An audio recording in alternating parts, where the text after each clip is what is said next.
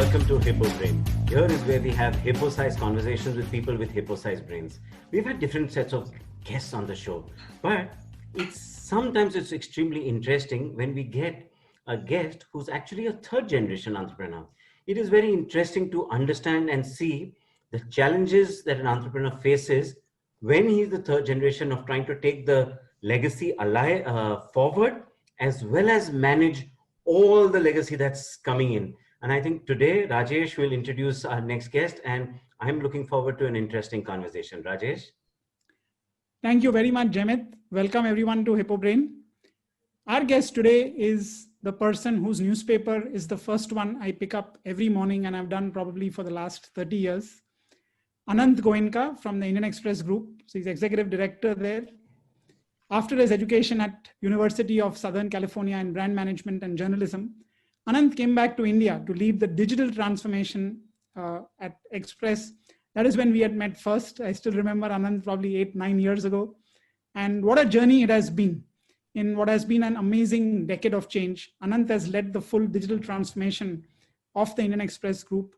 180 million monthly viewers. That's amazing. He has done so keeping with the group's enduring values of fairness, accuracy, and courage. So welcome to hippoBrain, Anant.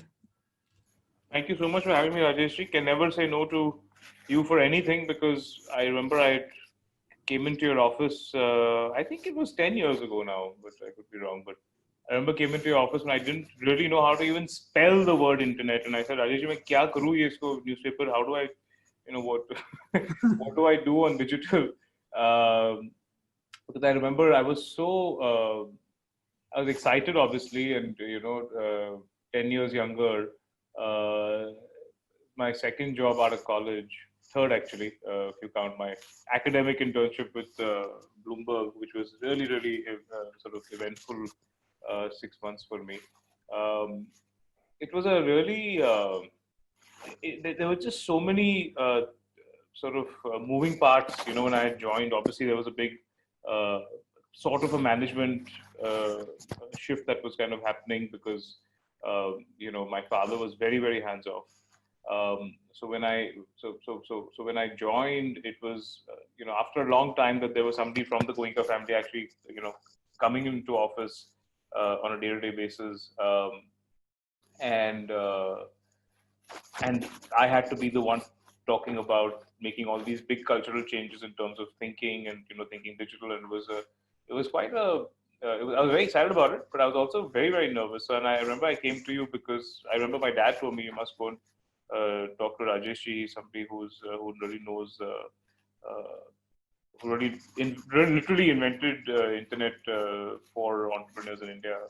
So I remember I came to you and I said, listen, everybody tells me that to succeed on the internet in India, you have to do ABCD. Astrology, Bollywood, cricket, and devotion. Hopefully this will not be. So I came to Rajesh saying, everybody is telling me to do well on the internet as a content player. You got to do ABCD, astrology, Bollywood, cricket, and devotion. And that just really kind of blew my mind, because that's just not Express. We're a very political paper. We're a very intellectual paper. It's not a breezy, easy read.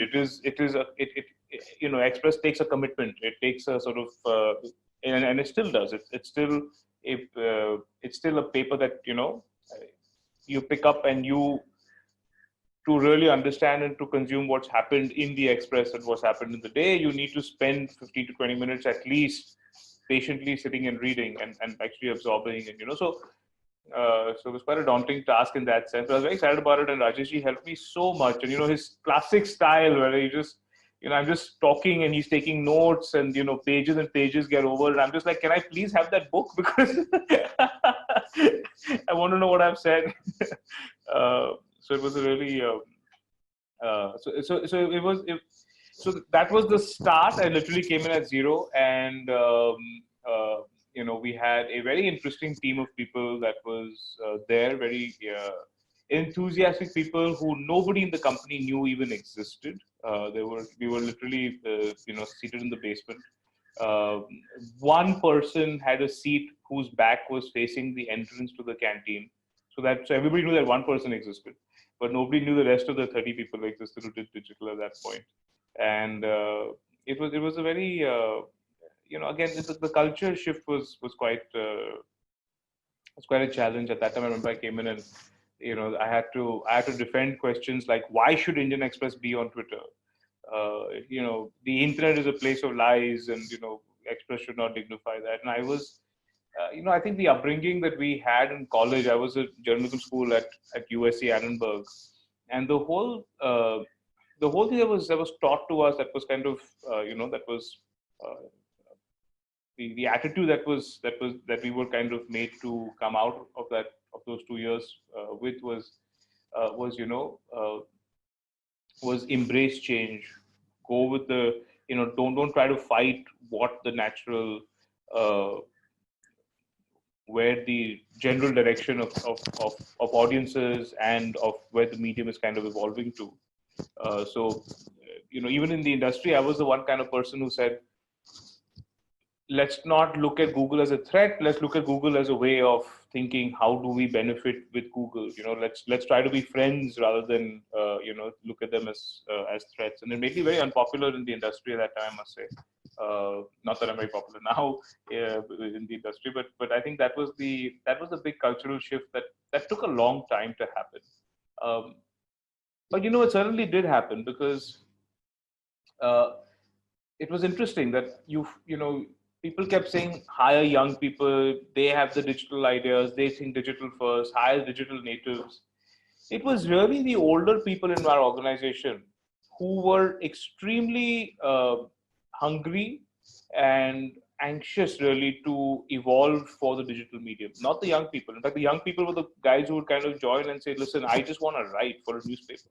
I don't want to tweet. I don't want to sit and make Facebook posts. I don't want to sit and update stories I don't want to have I don't want to give 5 or 6 different headlines for each story that I write. I just want to have that one intelligent print headline. And that was quite counterintuitive. But, I think eventually we kind of managed to get that thinking, that culture. We're still working on it, but we broadly got that thinking and culture that, look, print is great. And in India, print is still a growing product. So print is still a growing medium. And it's got a very different user experience. That user experience of a newspaper has evolved over 250 years. It's a very committed readership. It's a very different product from the digital piece. And we just got the whole organization equally excited about digital as they were about just the print product. And that was a very fun journey. And I think the moment you got the full team kind of aligned in terms of thinking, in terms of not feeling threatened by digital, that's really when we started seeing a lot of change. And then, we slowly started. I mean, I think we were doing some 2 million uniques a month when I had joined. We had a wonderful business head who was running the digital division, I must say.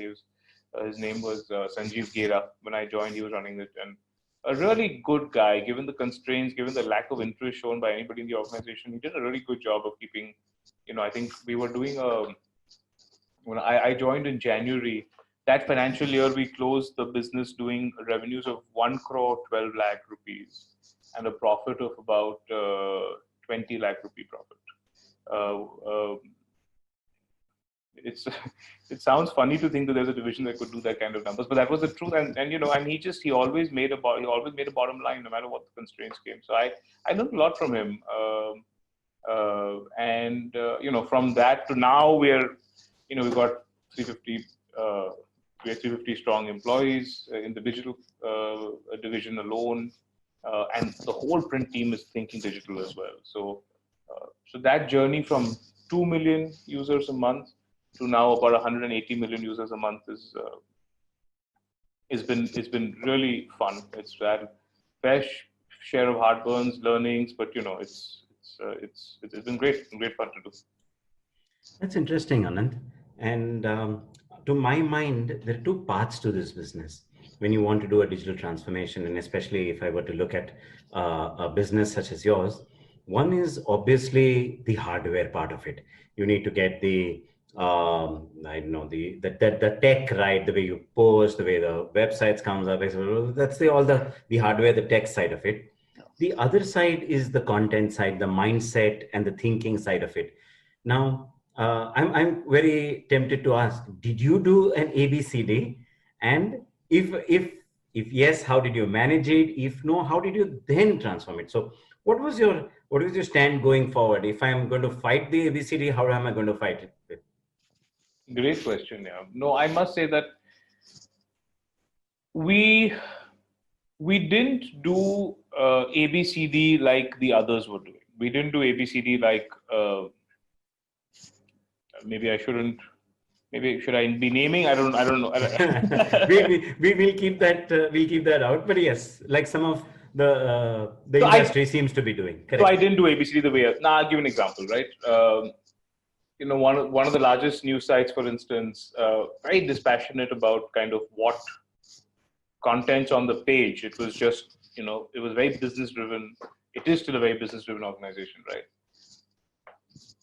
Literally every day you open that website and you're just surprised the national news brand, and you've got things like in the Bollywood, you had things like uh, upskirt photos, nip slip photos. You just had they just covered it so different. The 15 by short skirts of the week. Photo galleries. That kind of stuff. Um, clearly we didn't do. We had I was very clear because it was like moving from this very erudite express culture to a culture like, no, listen, we have to cover Bollywood. We can't not cover Bollywood. If you want to be serious in India, if you want to be a central market news brand, you can't just say Bollywood, I'm too good for it as a news brand, right? We need to, everybody wants to hear or know about Shah Rukh Khan, Katrina Kaif. You can't just ignore these individuals. Let's do it the express way. And doing it the express way was very expensive, and so we didn't really know what the express way of doing covered in Bollywood was, etc., etc., etc. So that was a journey, but we put the boundaries very clearly, and the boundaries were we're not going to do this kind of voyeuristic stuff. Um, but no, I didn't get on such a high horse where I said, no, I would not do Bollywood. I'm too good for that. Or I didn't say I'm not going to. We didn't do devotion because that was a little bit tricky. And you don't know. Uh, you, you, so devotion we didn't touch. It's just a complicated area to go down that path. Um, but we did have a good astrology section, which before I even joined was always the most popular section. And it's still very popular. You'll be surprised, Peter Vidal, who gives the horoscope in the Indian Express now since I was 1 year old, and I've always seen Peter Vidal in the Express. And it's a very popular thing. People still wake up and they want to read sort of their horoscope, and so we always did it. It's always the most popular. Bollywood we started doing. We did a lot of cricket anyway, but we started doing it very differently. We started doing like a live ball-to-ball commentary of every match, and that really, really worked. So the ABCD we didn't do D, but we did A, B, and C. And over the years, we started evolving into figuring out how to do it the express way.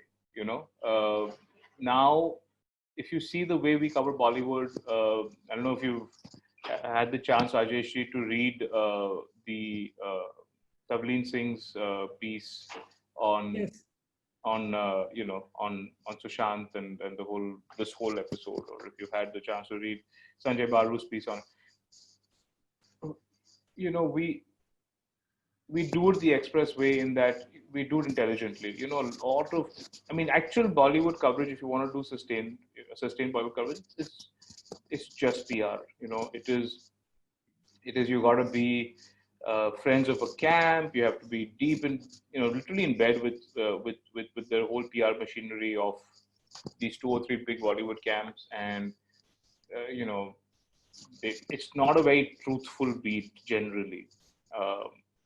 And the whole approach is, all journalism in Bollywood, it's so servile. It is just,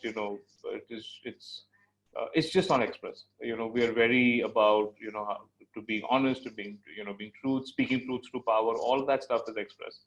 And so doing Bollywood the expressway is a challenge. We should do more of it.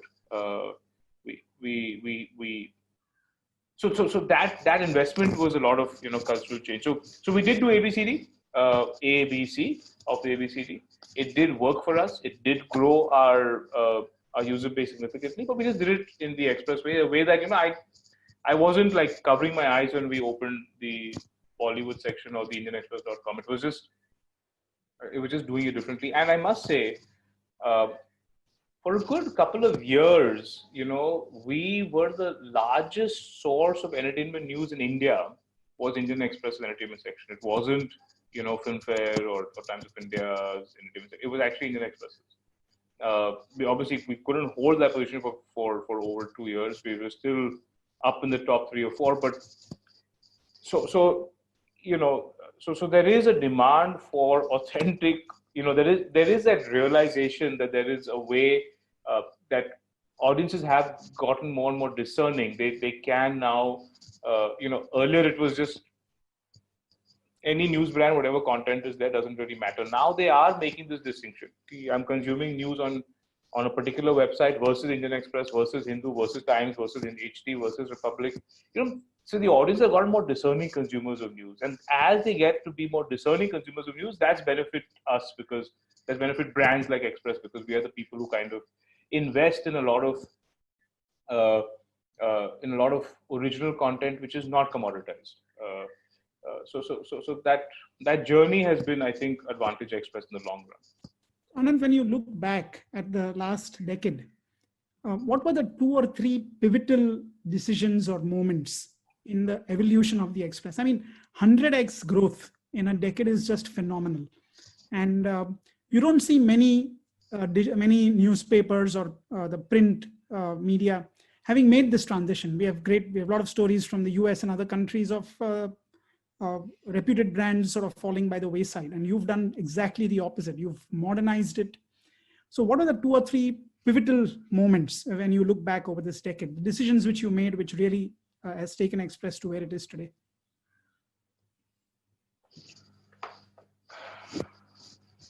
Pivotal moments. The way I kind of operate is I kind of,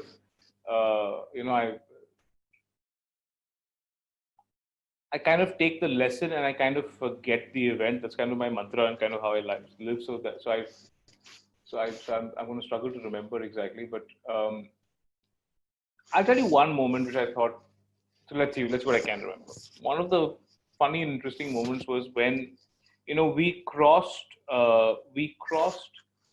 500,000 fans on Facebook, and literally we did it with a few kids in the basement. And the way we did that was different from how anybody else approached Facebook, right? Is everybody else thought that Facebook was a place to just get traffic from. So they would just post links of their stories. And we said, no, look, let's engage with the audience on Facebook, on the Facebook page. Forget about the links. Let's just grow our community first. And so what happened is with, literally a tenth the fan base of the biggest news brands in the country. I'm talking about like 9 years ago now. We were the challengers, right? So we came into a number of, I think, 5 lakhs. Everybody else was at like millions, 2 million, 3 million. And I'm just putting in context. These are numbers 9 years ago. So now, those numbers will all be correct. We didn't have a rupee to spend. We had no money to invest in these things in marketing. Everybody else kind of just like bought likes, on their Facebook pages to please some reporting boss. We had grown to a 5 lakh base organically, not 1 rupee spent to acquire a fan base.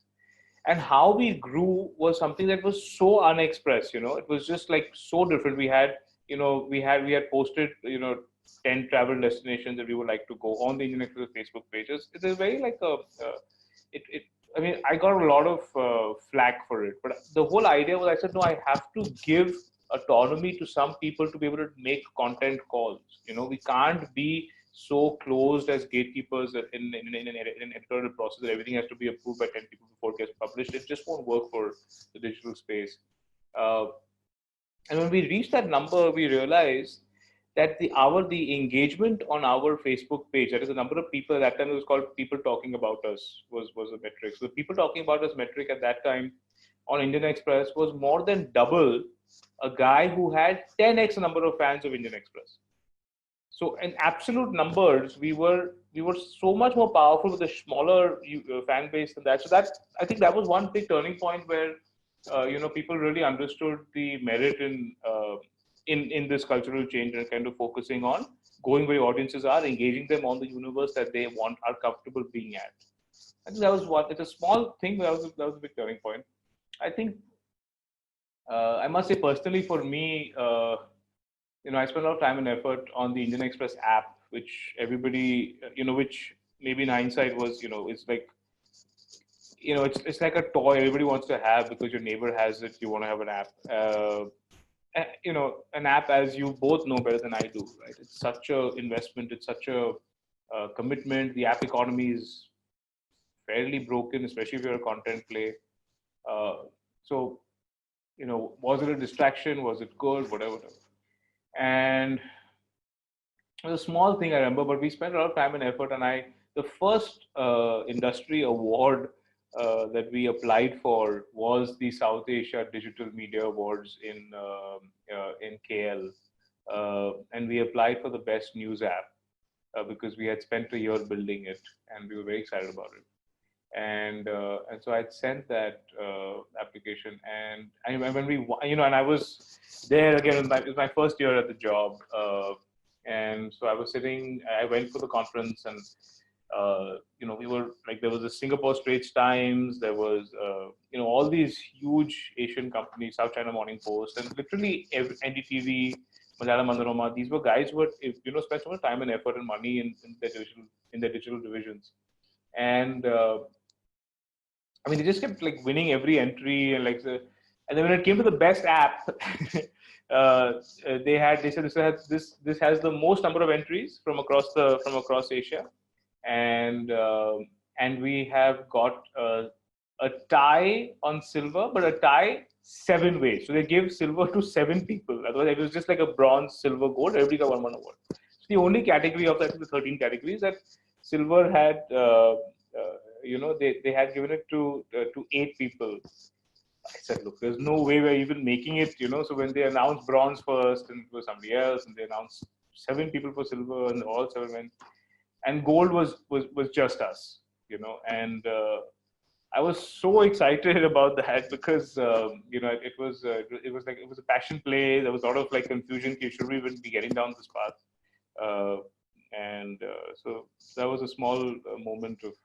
That was a nice victory lap to take because the whole organization, and we were the challengers not only in the industry but even in our own company. As the digital team was kind of challenging all the old folks who kind of looked down on us. Anyway, we were in the mezzanine, so they had to look down, we were in the basement, so they had to look down, and so it was a great moment where literally I remember I called, and it was late night in KL, but it was just about the time where the pages were getting made in India. And there was this, we had this employee at that time called, her name was Tikli Basu, one of the most outspoken journalists, people you've met. And she was deployed to the digital team to just kind of, before I joined, she was deployed to just kind of keep content in broadly in line with Express. A print journalist comes in to control online journalism, that kind of approach. And she became fully digital. And when we told, and when I told her the news, I said, break it online. She literally like ran around the office saying, we won. It looks so trivial now, but these small things just make a big difference culturally. And it was a great moment. And let's see, I think I'll give you two more incidents. One incident was obviously that the one big incident was when we actually achieved the number 2 spot on the ComScore list of the largest news players in India. I think we at that time touched, as a group, we had touched 90 million users, and Times of India was the largest, and I think they were at 140 or something, 140 million. We were at 90, and NDTV was always number 2. So it was like hard coded every month. Times of India, Times Group number 1, NDTV Group number 2, number 3 would be always rotating between India Today or News 18, one of those guys. And then below that was all kind of fluctuating a lot. So we got into that top 4 spot, and we were quite firmly there. But that 1 month we beat NDTV and we became number 2. Obviously, it was just such a big moment. We had a huge sort of celebration, and it was a great time. The incidents that I think were all the good stuff. But I must also share some of the incidents which were very humbling and where we had a lot of. I personally had a lot of learnings. I think one of the things that we had done, after we got into a little bit of a comfortable place where I felt like, look, we have achieved these numbers without losing a rupee. And that was one thing I was very proud of, because, we had never gone looking to raise investments. We didn't have a cash cow. The, Express has always been, as a business, not a great business kind of journalism we do. Things have changed a lot now, I must say. But when I joined, literally there wasn't I honestly, I was concerned how we paid salaries, the next month. And to not have a rupee to invest and still be able to just literally, like, whatever money you earn that month, we reinvested in the digital business. And that's all I was given. In fact, I wasn't even it was a struggle to even, I had hired people, but I didn't have computers sanctioned to get them. So, that was a good 6 months where it was such a mess. But all that. So when we got to number 2 spot, without losing a rupee getting there, so we just kind of deployed our own profits into the business just together. That was really special. And what I realized is that, look, now that next phase of growth for us, I kind of felt that, look, I may not be able to drive it personally. And I started, looking and knocking on doors to find a good digital CEO. And obviously in the industry by this time, people had gotten to recognize that Express was serious about digital. So we had a fair number of interest. People were interested in that job and that position. And I think in the hindsight, it was my, maybe I was over ambitious. So I hired a CEO, great guy, really, really super guy. I don't think we could, for whatever reason, culturally, it didn't work out. And then I hired another CEO after that. Again, culturally, it didn't work out. Today, I've got a third CEO now, who is culturally just a brilliant, perfect fit. Maybe in hindsight, I should have hired him in the first place instead of the other two. Instead of going through that journey, but the journey we all go through, and we have to go through our own journeys to make the right decisions. But I do think that I was impatient. And I think that my impatience is what cost me and the company a lot. You can't, if you go through 2 CEOs in the span of 2 years, it really set us back. It set us back almost 2 years. And you need a certain stability in management.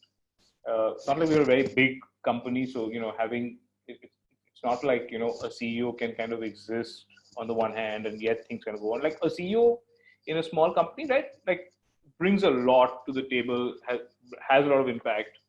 So I do think one of the lessons for me from this whole thing was, as impatient as I always thought my impatience was a strength. I was confusing ambition with impatience, I think. And I think that was something that I think cost us. So I think one of the things that I have learned and we've kind of imbibed is internally, and the whole team was also very impatient. And I think that was something that I hired people who were like that. And that's great and that's good. But you have to also be very conscious of your constraints. And I think trying to leapfrog wasn't the best idea for us. And maybe it's good for other people to think that way. I'm not discouraging. But I'm saying from our perspective, that thought process did kind of a little bit, hurt us. It made us do things which were not very practical. It made us do things which were overreaching, and and maybe I sound like I'm hearing myself say this, and it sounds almost silly. I sound like an old man, when I say this, because now, you keep hearing that, reach for the stars, you land on the moon. You're encouraged to take big bets and fail fast. Um, I don't think the fail fast attitude was right for us at that time, and I still think we are as a small company that challenges, and that as a company that is in a sense a challenger on the one hand. On the other hand, it's very clear that we don't want to fail fast and move on.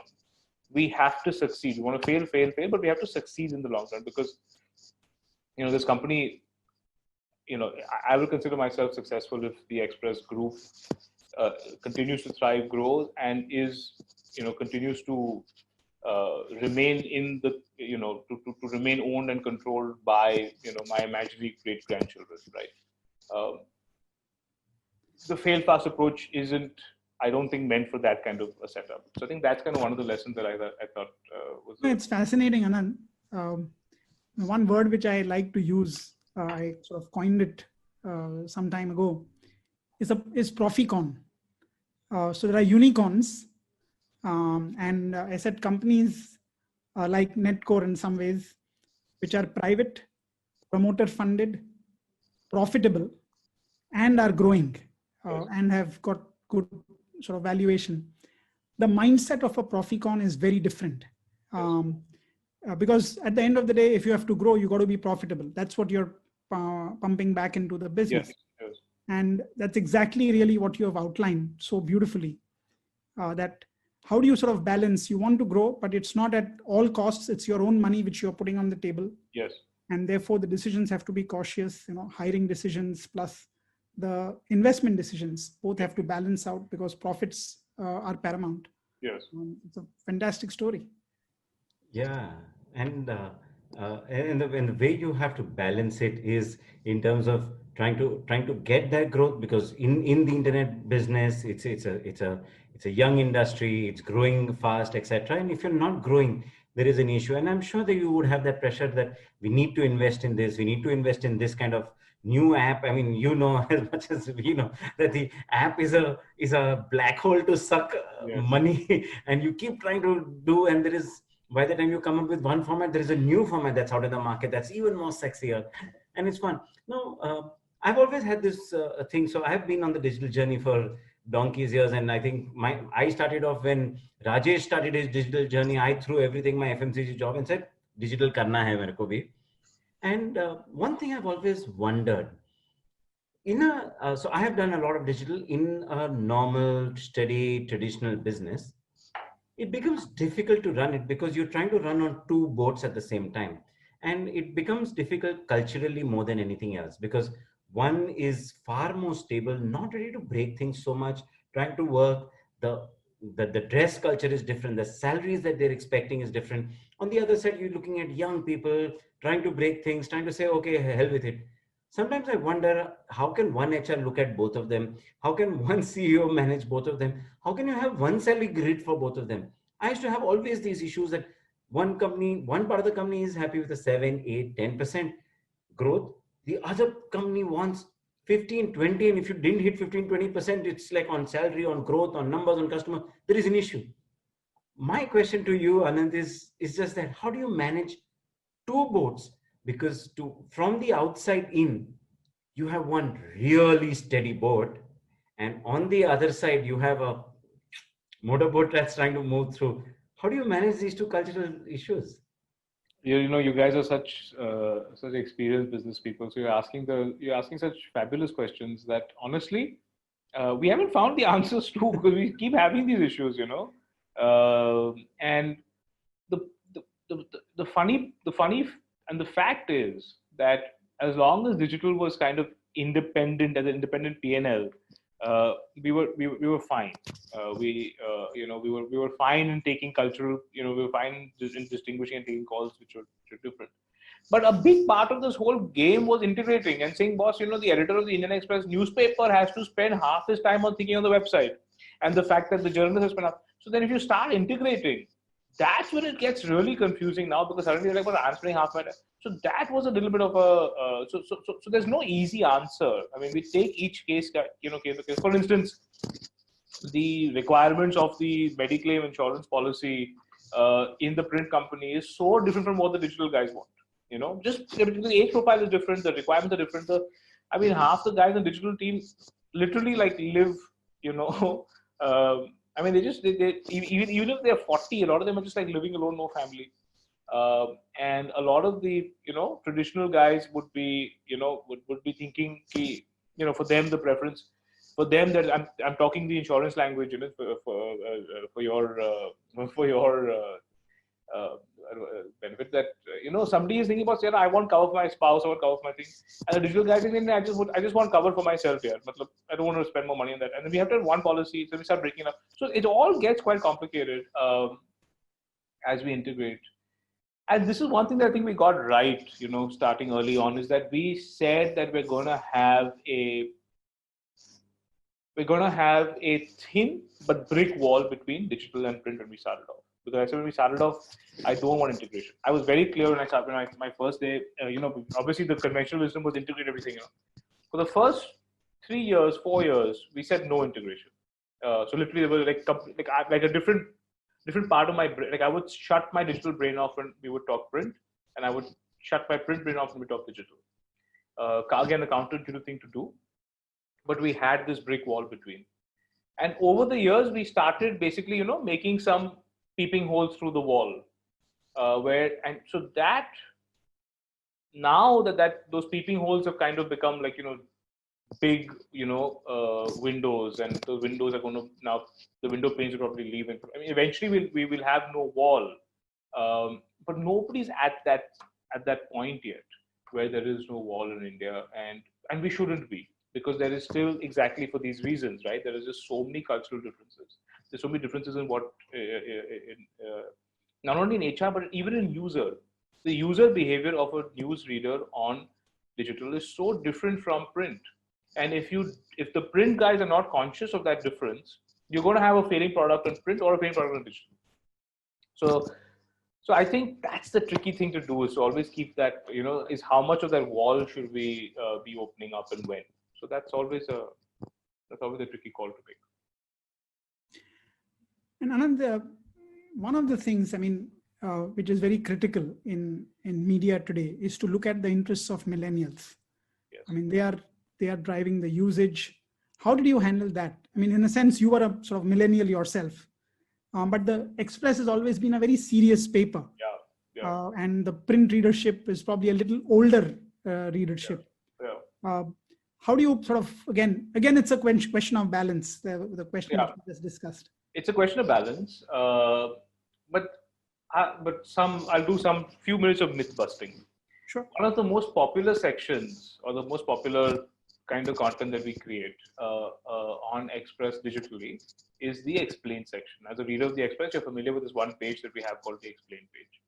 Now, a lot of the print readership of the Indian Express is sort of, there is this big percentage of readers who are young, entering the workplace, or are, in their first jobs, or even just out of college. They're reading the Express because they want to be educated, and they want to impress at a job interview. They want to impress when they are, suddenly finding themselves talking to people who are slightly above their traditional cohort in terms of experience, in terms of knowledge. So there is one, and this is not only for, I think even the Hindu and Express both have this demand and this very committed readership of young people, which we don't recognize traditionally. We don't think of would happen. But so young people there are 800 million people under the age of 45 in India. Okay, it is a huge demographic, and if you come down to below 35, I don't know what the numbers are, below the age of 35, below the age of 30, but it's impossible to say that all young people only like frivolous content, entertainment content. They just want to have the kind of stuff that is given to them in a Bombay Times or in a Delhi Times or in an HD Cafe. What we realize and what Express Digital growth has been is testament to the fact that young people want to grow, they want to learn, they want to educate themselves, and they want to be inspired. And a lot of our growth is testament to that fact. And keeping the millennial in the center of the newsroom, we I'm not saying we do it, we don't do it. We obviously, and we keep pushing how to do it more. But on the digital side, we do it. On the digital side, and then that's what, again, coming back to that wall that we have between digital. The digital editorial team puts the largest chunk of the user base that we have on our site are young people using. We even know what device they use. It's a Motorola phone. And the last time I checked, it's a 11,000 rupees Motorola smartphone. So all our testing devices are that smartphone, for instance, right? So we just put them in the center, and we say, okay, this is a very, very difficult and boring story about some Supreme Court judgment. The digital guys are trained to rewrite that story, adding in why this should matter to you, why you should care about the story. And if you just package that news in a way which is easy to consume and easy to and is appealing, the young people do want it. It's just that we have, as an industry, we have not really given young people anything else. The papers were written for old people. The papers have been always traditionally in India written for the insiders, people who, if you just read any newspaper, if you take a financial newspaper, I mean, this TRAI chairman says, people don't even know what TRAI is. So, I mean, it's just hygiene to say Telecom Regulatory Authority of India, but we don't invest in that because we're writing for the insider. We're writing for people who are very familiar with policy. We're writing for people who we just know who we're talking to, and they age with us. But the digital side, that is one big change that we made, is that we said, look, let's not assume that the audience knows everything that they should know. Let's break it down, and let's make it easy to understand and explain. And that really worked for us digitally. And there are a lot of young people. Every time I go and I'm invited to speak at a college or something, I try not to say no, because as inconvenient as visiting a college campus may be, how much I learn when I interact with the college students is always great. And I remember that a couple of years ago, there was some session at the IIT Powai, which I was inaugurating I think they lit fest, I don't know what. And I went there, and my interaction with them, I was so surprised. Look, I'm not Arnab Goswami, I'm not Rajiv Sardesai, I'm not some famous journalist per se. I'm like a boring sort of family-owned business, third-generation proprietor who doesn't, have, who's not on TV, who's not like writing every week or anything like that. I was surprised how packed the hall was. A. B, I was surprised how many people in that hall, not teachers, how many students at IIT Powai actually read the Indian Express newspaper every day. And the questions I got were so like, there was of such involved readership, right? They were like, why the hell are you still publishing Calvin and Hobbes? Isn't there an Indian cartoonist who you think can represent what we want to, can give us Indian sort of style humor in English? Why did you not cover this when everybody else did? Or why did you cover this when nobody else did? It was seriously involved leadership. So I'm saying, it's young people are extremely, extremely eager and hungry to grow. And we are thinking of our readers as them, and we're writing for them. And that's, and if we didn't do that, like most other people didn't, they just said, young people, the Bollywood chapo, just keep publishing, and that, I think it was a smart move to resist that. That's always an easy way out, but I think long-term stickiness and loyalty of audience comes from departing from that. Yeah, I think what you're saying is right. I think at some point of time, if you want to build an audience that is sticky and that is loyal, and you don't want to acquire them all over again, I think you have to move from discovery to destination, and destination comes with its own voice and tonality that you hold. If you're going to be same as anybody else, you miss out on the destination. You just become a discovery, and a discovery, it's a completely different game. Absolutely. Just pushing the bar a little as we coming to the close.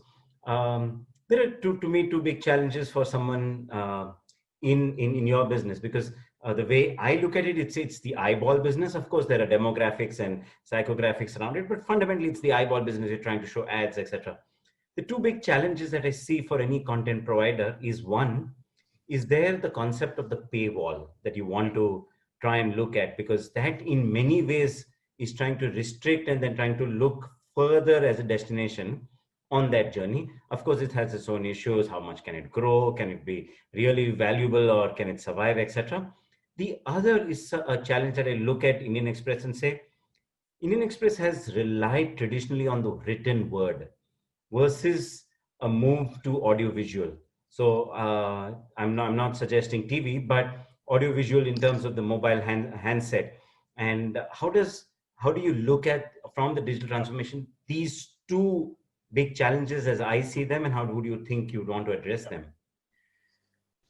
So, I must say we've been experimenting and trying with the video format for years, and I must say we failed for a long time. One of the successes of our video play was literally, I think it was a move that came out of frustration, but a move that worked finally. Was, kind of going back to the millennial answer earlier. We incubated a small team. We called this brand we called this the In Youth team, INUTH. And we said, listen, your job is to do nothing but just tell stories for the youth without forgetting that this is Indian Express saying the story, and only on videos. You do nothing but video. And I don't care if your output is one video a month or if it's 10 videos a day, but the video has to have a certain social lift when we post it on the Indian Express's Facebook page. That has become the In Youth team is the Indian Express's video expression now. Why is it not called Indian Express Youth or Indian Express anything? Because we wanted to just take the Indian Express out of that, because that was actually constraining the producer of the video from being able to put out what he or she thought really would work for the youth. So we removed the legacy. As we thought the legacy there was a baggage, at least at the experimental stage. We started by saying, you're not Indian Express, you don't think we're Indian Express, you're going to get the distribution of the Indian Express platform, but you just do only video and think about making this news item relevant for the for the Indian Express audience, the young Indian Express reader, and that really worked. That was the only thing that kind of, so the whole thinking is very different. Having said all of that, video is still we're not nearly where we should be on video, and that's for a couple of reasons. One is, video requires a commitment of a lot of money and investment, and as you absolutely rightly said, we are the written word, and that's what we're good at.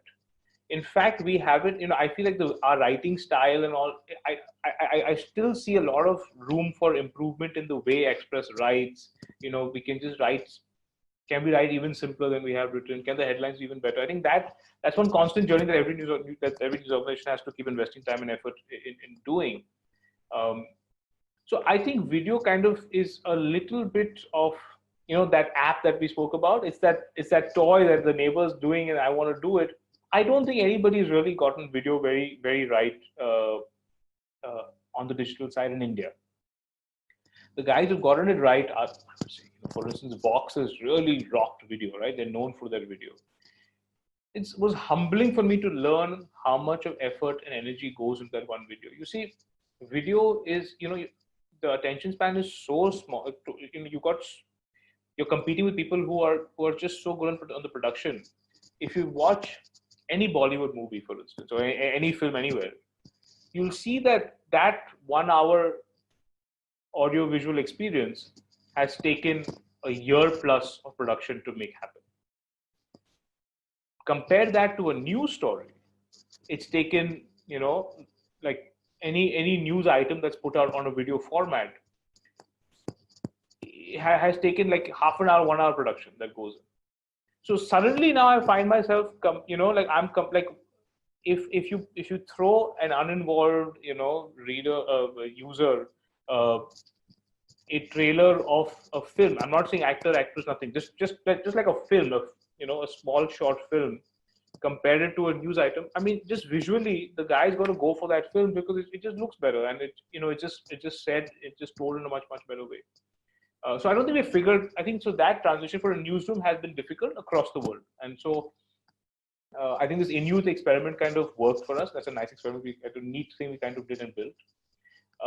But the purpose of that is literally just to find that new audience that that the audience that was kind of maybe becoming, uninterested in the news. The idea was just to reach that audience, and it kind of did work, and we're doing quite well on that play.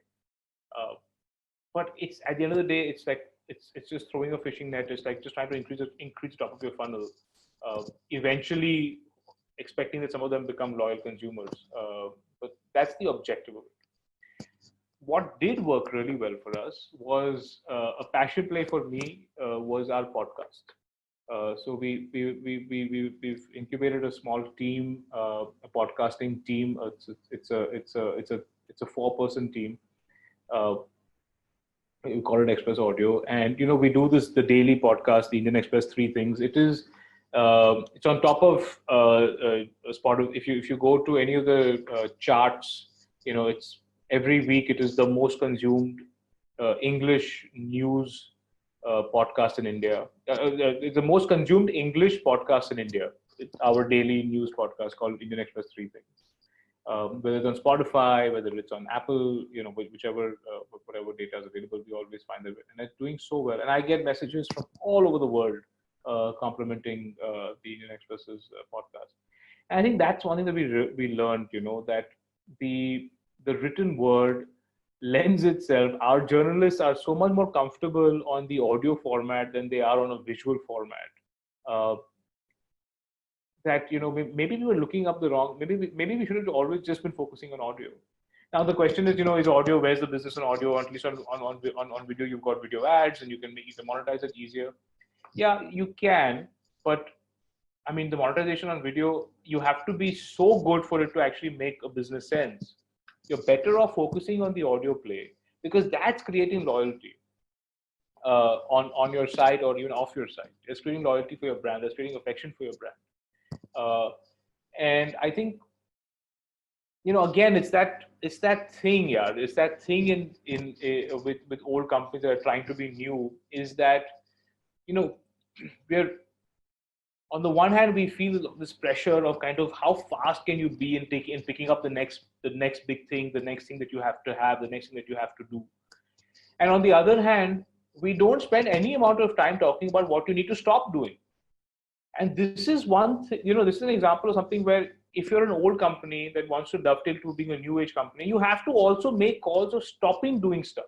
You can't expect to keep saying, I will be cutting edge and do whatever is the trend of the day, the flavor of the season, and still say कि ये जो पुराना करते आ रहे हैं पिछले 50 साल से, you have to keep doing that.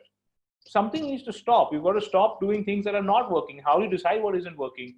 That's taking tough calls. That is saying, listen, this piece of journalism that is so important to society, it's so express, it's this and that.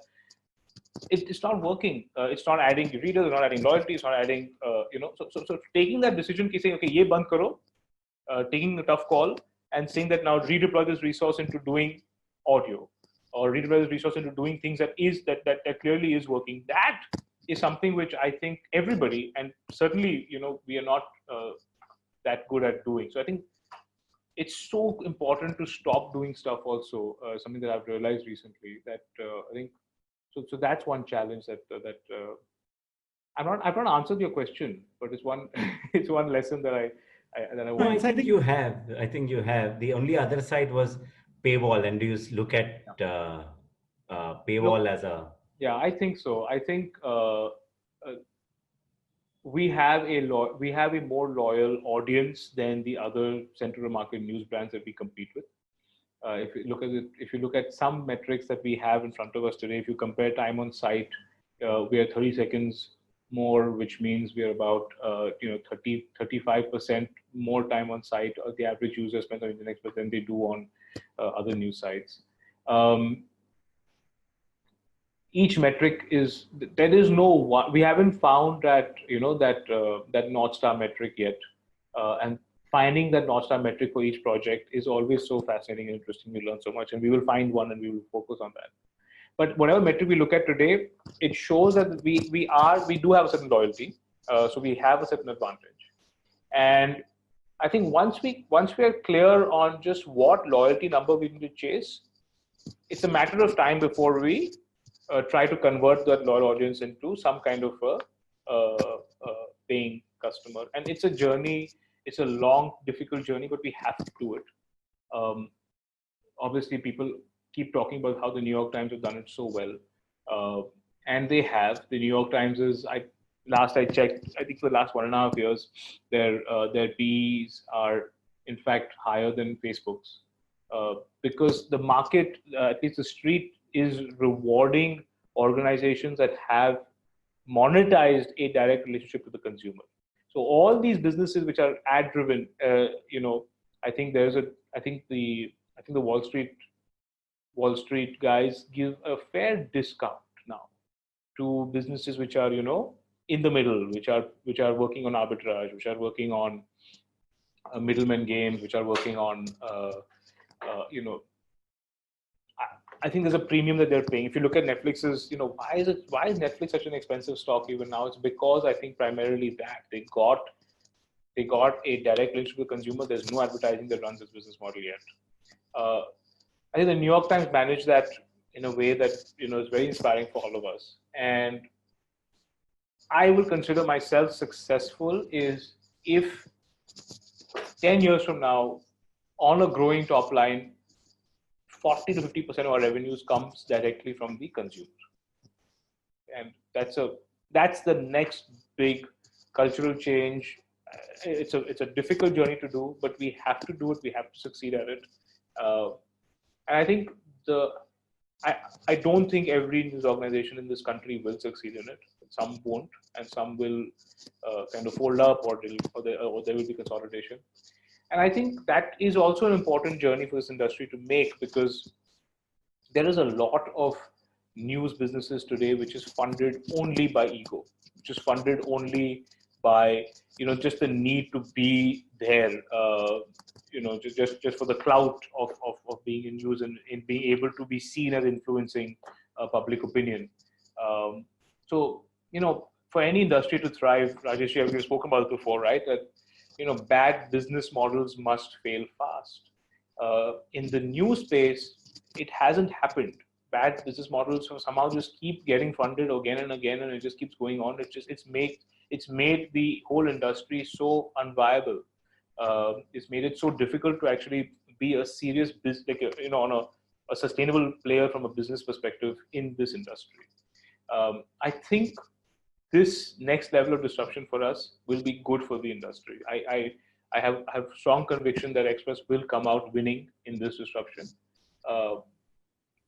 But it will be, there will be a lot of blood on the floor in this industry as we do this journey. One thing I wanted to say which didn't come out, and one of the things that took a lot of heartburn to come to was that finding that purpose, journalism across, and this is so critical to business success, right? Journalism across the country, largely the purpose at one point was freedom, was independence movement.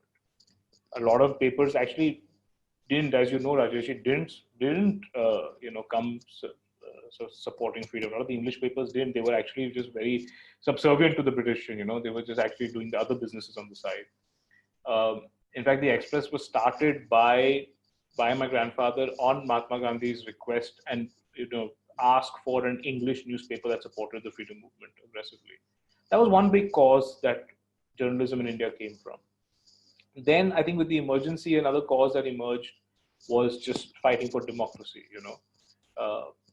I do think now we've come to a point where literally there is no major cause, which is why things like, Anna Zari movement, when it happened, it just blew up because, people are just dying for a cause to kind of rally behind.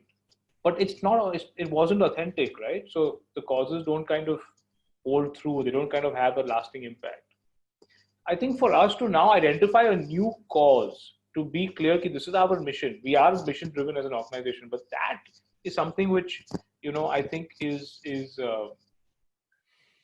crucial. And we, if we identify our cause as fighting misinformation today, that is one thing that young people, middle-aged people, anybody, they don't want to be misinformed anymore. They're tired of it with all the social media, with all the television news.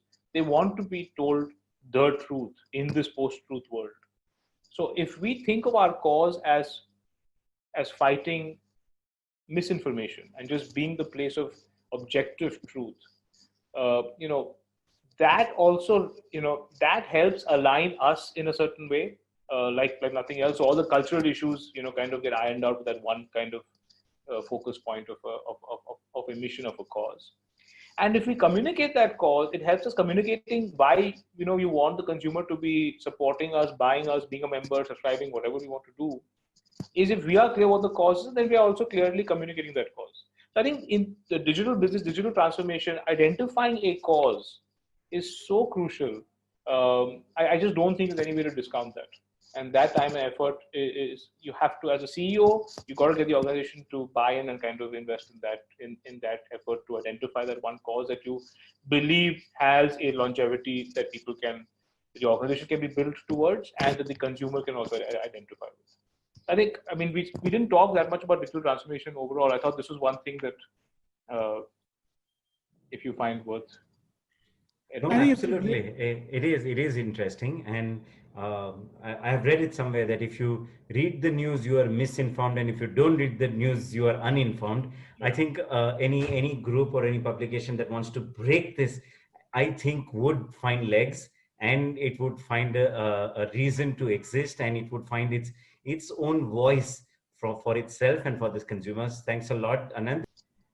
Anand, I think on those words, it's a fantastic conversation. And for me, I think just listening to you and replay the sort of the journey over the last 10 years has been amazing. And then there are a number of takeaways, if I look at it, for any CEO leading a digital transformation. I think the decisions, the tough decisions that you made, I think the point that you said is not just doing new things, but also stopping things which are there. The experiments that you've done, your willingness to try out new things with podcasts, even on the video side, that forever learning, forever trying out new things has been there. And you've led from the front. And I think it's been a remarkable journey that you've led Express through. And I wish you all the success in the next decade. Over to Jemit. Yes, I think it's been a nice 1 hour well spent, Anand. Thanks a lot. You've been extremely candid, and you've given us a glimpse into your journey over the last decade. I think at the end of it, yes, you're right. In some ways, not all of us have all the answers at all points of time. It's just keeping some of these basics right, keeping the business ethics right, keeping the business boundaries right. And I think the end of it is always keep trying. And that's my big takeaway from this conversation. Thank you, Anand. Thank you, Rajesh. And thank you guys for listening to me. And for another fascinating hippoBrain conversation, do not forget to subscribe, like, and tell your friends about it. It is hopefully a great show that you would enjoy, and it would just be useful to us if you just spread the word. Thank you.